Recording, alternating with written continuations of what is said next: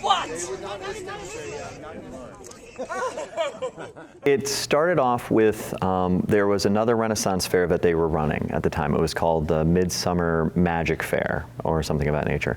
And my brother called me and said, hey, listen, I need volunteers to come and help run this fair. But one of the owners saw that Danny was very good about like organizing and kind of running things. And then when Danny got called, about maybe a day later I got called, and his question was, so you want to help work on a Ren fair? You just got to volunteer. You ask us to.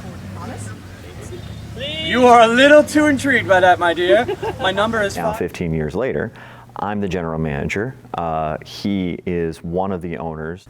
So it kind of grew from just, I like to say that I failed upward. Are you the general manager of this festival? Possibly.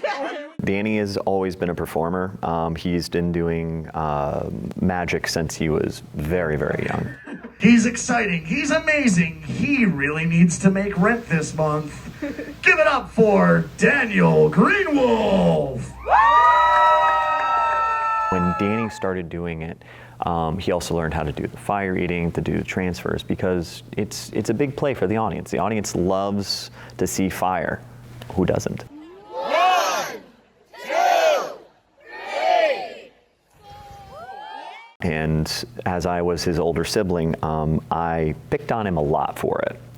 So as we got older, our relationship kind of became more friendly rivalry than actual rivalry, and then that kind of brotherly camaraderie grew up from there. He's the one that kind of convinced me to start doing my own show. Are you having fun today? Woo! Fabulous! As the fair has grown, our relationship has actually gotten better. So there is a very strong fair community in the state. The nice thing about the way our fair is built is if you're willing to come in and help and volunteer and be a part of it, we'll pretty much accept just about anybody. So there's a huge demand for people that want to just go to the Renaissance Fair for the escapism of it. They enjoy the shows, they enjoy people performing for them, playing these characters.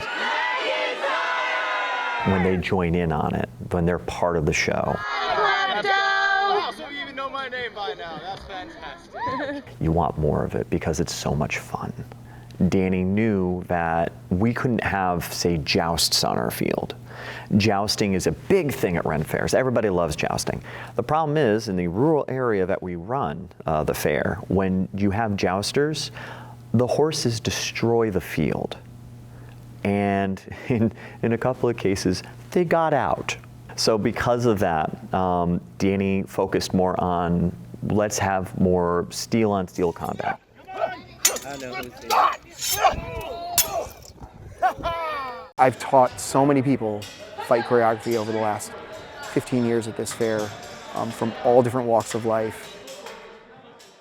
This fair is, for me, it's kind of my home. We're also a very inclusive fair. I would say that we, as fight director, one of the things that I've taken on that's a little different than other fairs is I have opened up the fight space to anybody that would like to try it. As a fight director, one of the things that we make sure we do is tell a story by keeping actors safe, recreating as much violence as we can, the best way that we can to tell the story that the writer of the show wants to have happen. When we started, Danny wrote the first 3 years of the storyline because he had a world in his head he wanted to establish, and he wanted to get like the politics and everything out there so that people could kind of get engulfed in it.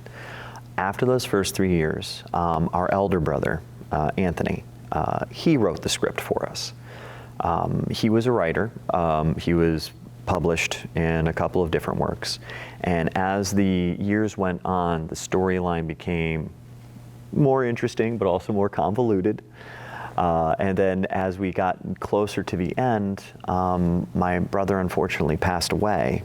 And he had written us a draft of what he had wanted for that year's fair. And he passed away before he got a chance to really go through it. And so because of that, last year, we wanted to kind of go with a fresh start. This is where he's at the corner, pouring out her grief. And Kelly and his gang came tearing down the streets. They went into an empty room and Apollo is